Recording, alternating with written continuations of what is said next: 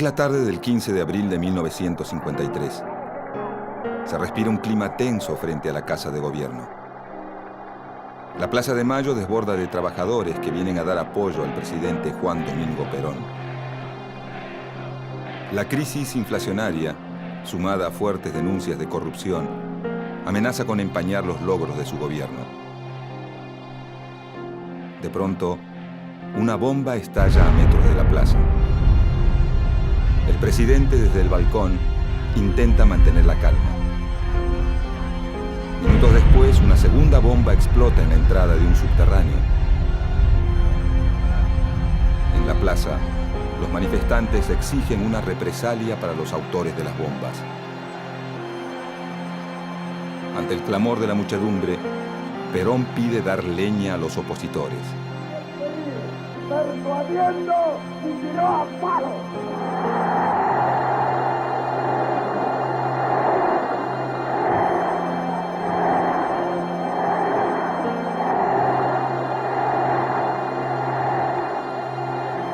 Una vez finalizado el acto, varias columnas de militantes justicialistas recorren las calles en dirección a los principales locales de la oposición. Esa noche incendian la Casa del Pueblo, sede del Partido Socialista, la Casa Radical, la sede del Partido Conservador y el Jockey Club de Buenos Aires.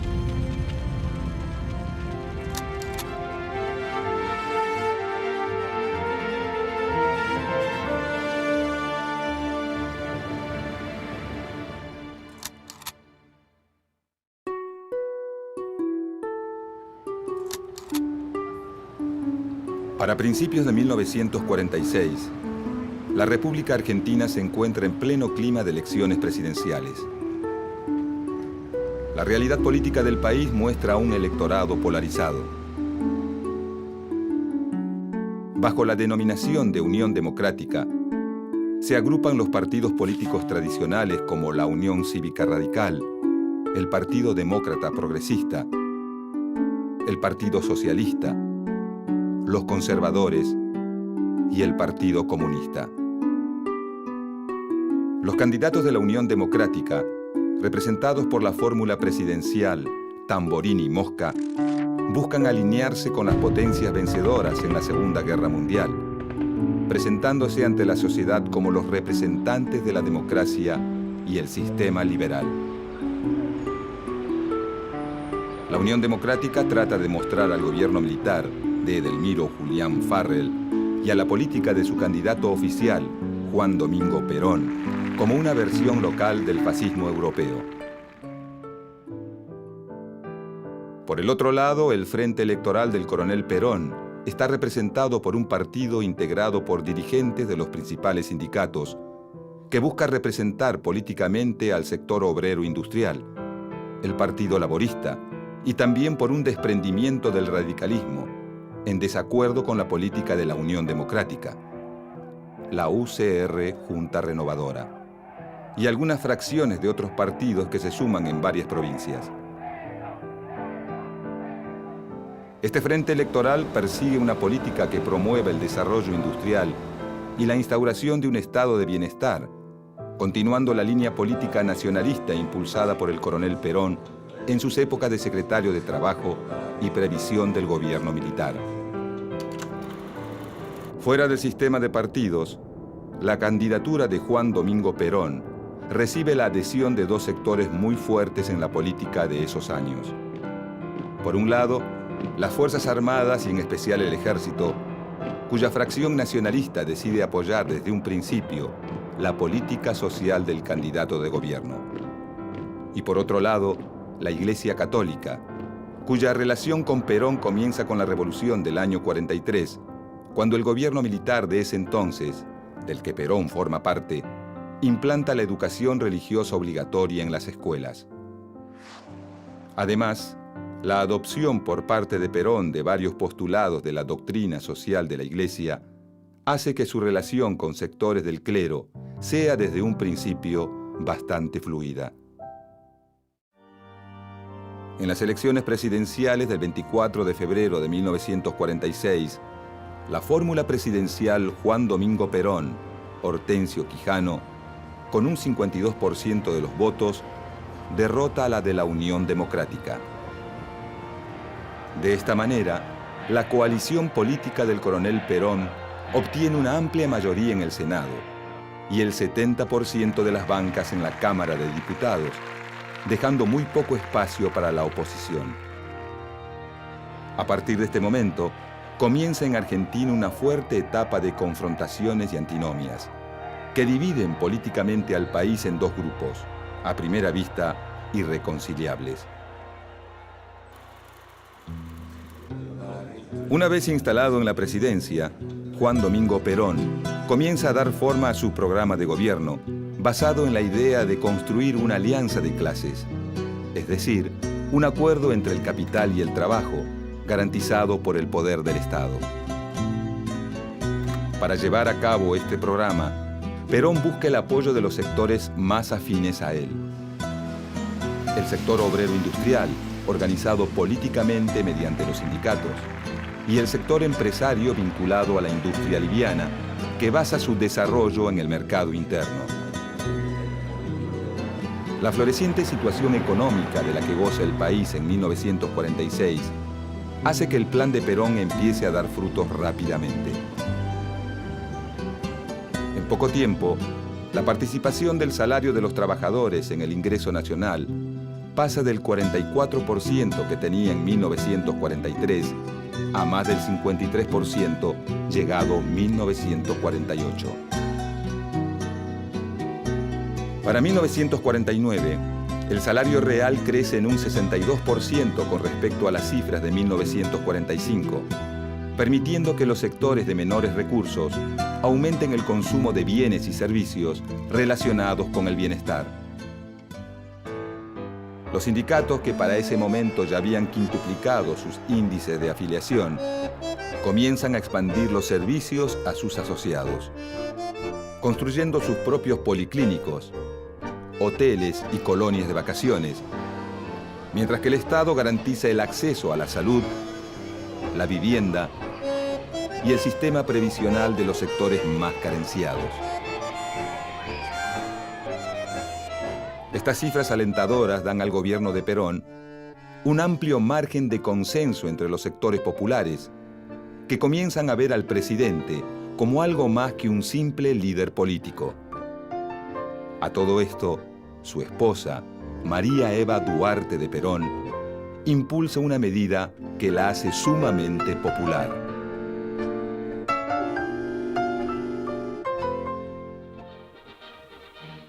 El 9 de septiembre de 1947, el Congreso Nacional aprueba el proyecto de ley otorgando los derechos cívicos a la mujer. La señora Eva Perón, única gestora del voto femenino, materializó el sueño de la mujer argentina, otorgando la igualdad de derechos civiles con el hombre como corresponde a una democracia avanzada.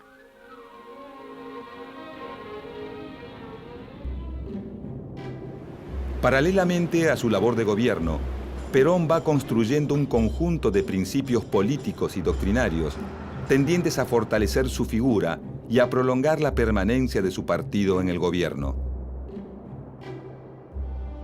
Una síntesis de estos principios doctrinarios son las llamadas tres banderas del peronismo: soberanía política, independencia económica y justicia social. Enarbolando estas tres banderas, en 1949, el gobierno de Juan Domingo Perón se lanza a una audaz maniobra política.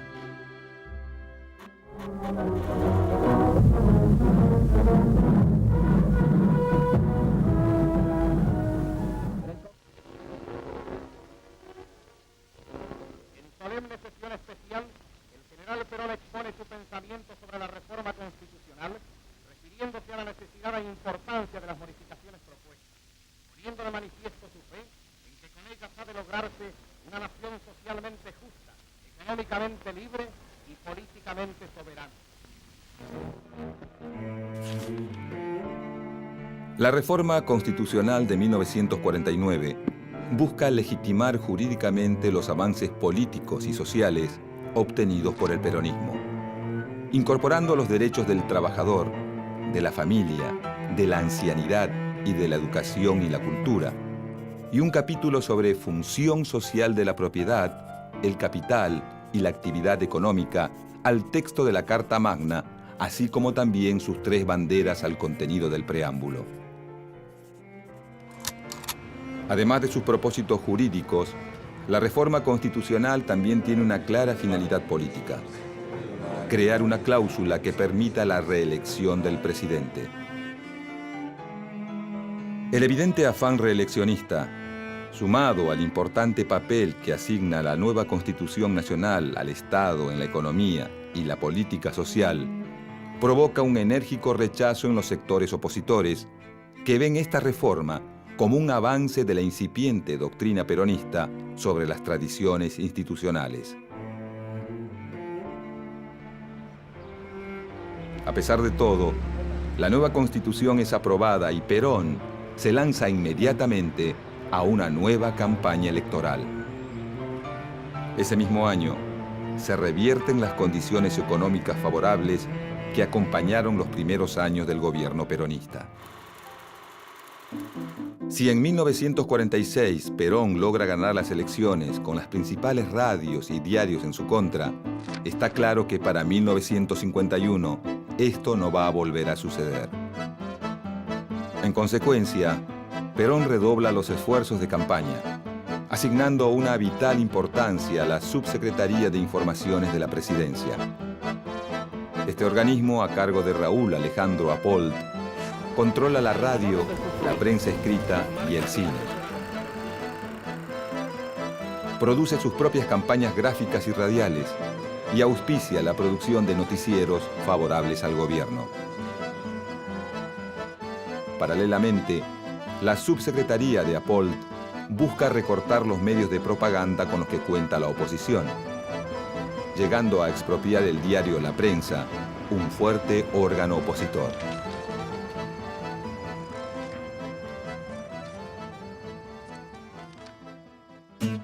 De 1949 a 1951, la propaganda oficial gana las calles y los principales medios de comunicación. Libros, afiches y filmes propagandistas exaltan la figura del presidente y su esposa. Es en esta época que María Eva Duarte de Perón adquiere una importancia fundamental para el gobierno. Su avasallante personalidad y sus logros políticos, sumados a su intensa obra benefactora, hacen que en poco tiempo la militancia peronista la convierta en un emblema de justicia social y que el gobierno la instale como la segunda cara más visible de la propaganda oficial.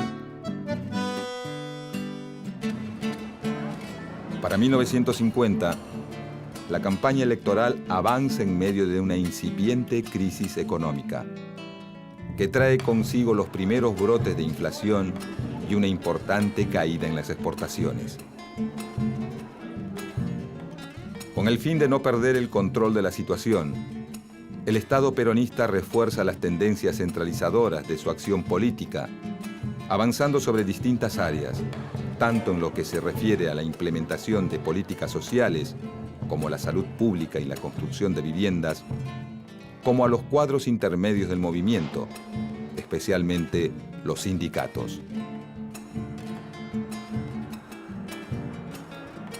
Para principios de los 50, el sector sindical es uno de los que más ha crecido y uno de los principales apoyos del gobierno peronista.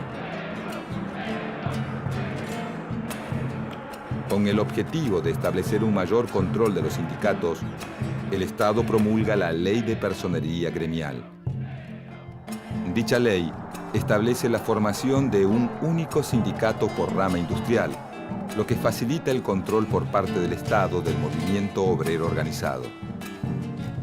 Paralelamente a la Ley de Personería Gremial, el Partido Peronista va reemplazando a la vieja guardia sindical por una nueva dirigencia menos autónoma y más cercana al gobierno.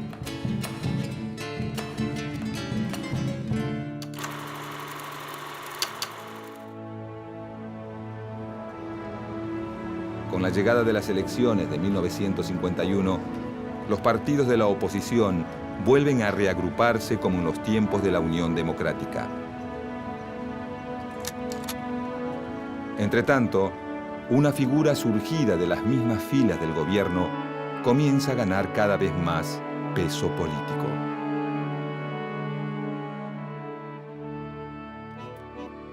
A mediados de 1951, un sector de la dirigencia de la CGT y el recientemente creado Partido Peronista Femenino deciden auspiciar la candidatura de Eva Perón a la vicepresidencia de la Nación.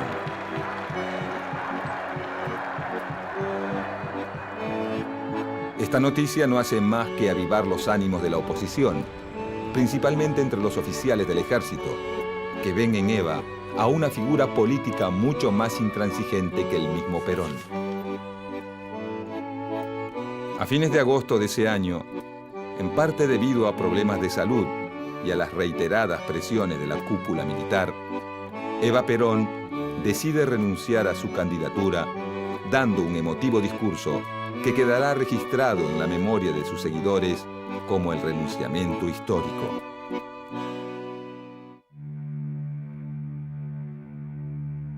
La renuncia de Eva Perón no logra calmar del todo el malestar del ejército, y un mes más tarde, un levantamiento militar liderado por el general Benjamín Menéndez intenta dar un golpe de Estado.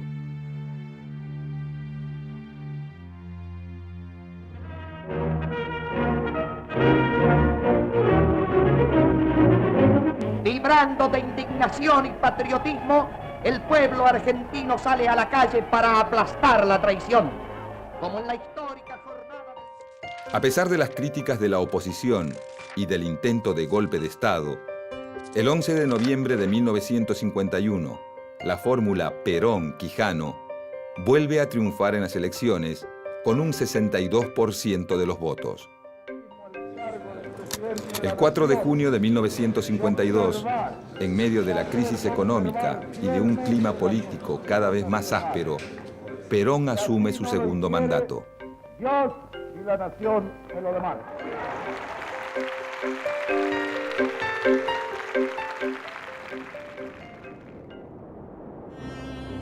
Un mes y medio más tarde, el 26 de julio, Eva Perón muere víctima de un cáncer.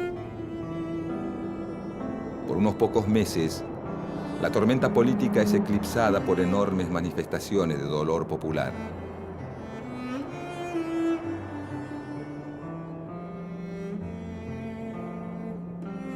La ausencia física de la figura más convocante del gobierno comienza a ser suplida por un culto a su memoria. Pero para el gobierno de Perón, ya nada va a volver a ser igual. Llegado 1953, lo peor de la crisis económica parece estar llegando a su fin, aunque la crisis política no para de fermentar. Durante los primeros días del año, sale a la luz un escándalo de corrupción que involucra a una persona del entorno íntimo del presidente, Juan Ramón Duarte. Hermano mayor de Eva, cuñado y secretario privado del general Perón, Juan Duarte es acusado por la oposición de usar sus contactos políticos para hacer negocios sucios a expensas del Estado. El escándalo termina de estallar finalmente el 9 de abril, cuando Juan Duarte es hallado muerto en su departamento luego de supuestamente haberse suicidado. El 15 de abril de 1953, apenas 6 días después del suicidio de Juan Duarte, la CGT organiza una manifestación en Plaza de Mayo en apoyo a un Perón cada vez más asediado por las denuncias de corrupción formuladas contra miembros de su gobierno. En el transcurso del acto, 2 bombas estallan en medio de la manifestación, causando muertos y varios heridos entre la multitud. Esa misma noche, grupos de militantes peronistas actúan en represalia a las bombas, incendiando los principales locales de la oposición, como la Casa Radical, la Casa del Pueblo, la sede del Partido Conservador y el edificio del Jockey Club. En los días posteriores a la quema del Jockey Club, el conflicto entre Perón y la oposición se agudiza. El gobierno endurece su política de persecución y censura y varios líderes opositores son encarcelados. Dentro y fuera de los calabozos, comienzan a correr rumores de apremios ilegales y torturas que desprestigian aún más la imagen del régimen. Para descomprimir la situación, a fines de ese año, el Congreso decide dictar una amnistía. Cerca de 4.000 presos políticos son liberados. Pero lejos de lograr una conciliación, los adversarios de Perón se aprestan a presentar batalla. Para 1954, la exaltación de la doctrina justicialista adquiere ribetes exacerbados. El culto a la figura de Evita y la progresiva peronización de los contenidos escolares comienzan a irritar a amplios sectores de la sociedad y se abre un nuevo frente de conflicto para el gobierno de Perón. Durante los años de su segundo mandato, la relación de Perón con la Iglesia ya no es tan cordial como en el primer gobierno. La exaltación casi religiosa de la figura de Eva Perón y su proclamación pública como jefa espiritual de la nación comienzan a generar inquietud entre los sectores más conservadores del episcopado, quienes rápidamente se suman a los reclamos de la oposición. La respuesta de Perón es intensificar la crisis. En pocos meses el gobierno suprime la enseñanza religiosa obligatoria, promulga la ley de divorcio vincular y propone una reforma de la Constitución para separar a la Iglesia del Estado. El conflicto con la Iglesia no tarda en estallar. Desafiando todas las prohibiciones y las restricciones impuestas por el gobierno peronista, el 11 de junio de 1955, todas las fuerzas opositoras al gobierno, en solidaridad con la Iglesia Católica, participan de la procesión de Corpus Christi y desfilan frente a la Catedral de Buenos Aires. Esta procesión constituye la manifestación masiva más grande en contra de Perón hasta el momento. Incluso militantes socialistas y comunistas, de conocida postura anticlerical, marchan junto a miembros de la Acción Católica en repudio al gobierno. El episodio termina con un confuso incidente que incluye la quema de una bandera argentina.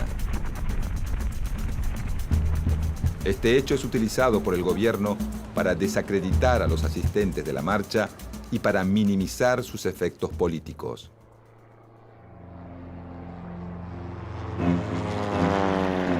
El 16 de junio de 1955, a las 12:40 del mediodía, una escuadra de 30 aviones de la Marina de Guerra y la Aeronáutica bombardea la Casa Rosada y la residencia presidencial de Recoleta, con un único objetivo: matar al presidente.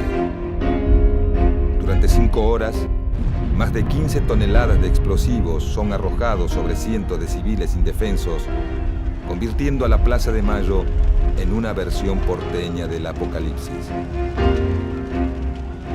Perón, advertido de la maniobra, logra ponerse a salvo y sofocar la rebelión con el apoyo de los oficiales del ejército leales al gobierno.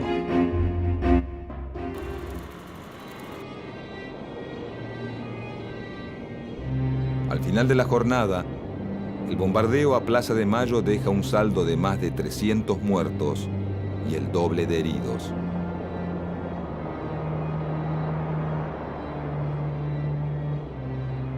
Esa misma noche, grupos armados de militantes peronistas incendian varios templos de Buenos Aires y la sede de la curia arzobispal.